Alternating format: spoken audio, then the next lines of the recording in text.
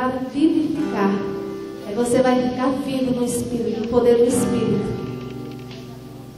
E o versículo 18 diz assim: eu vejo os seus caminhos e os sararei, também os guiarei e lhes tornarei a dar consolações e aos seus pranteadores. É o Senhor que está falando, irmão, para você. Queria te convidar a ficar de pé e se quebrantar na presença do Senhor, se contristar na presença do Senhor. Se tem um lugar que você pode chorar, se tem um lugar que você pode gemer, se tem um lugar que você pode se derramar, é aos pés do seu amado Jesus. Porque dali você não vai sair igual, jamais, jamais.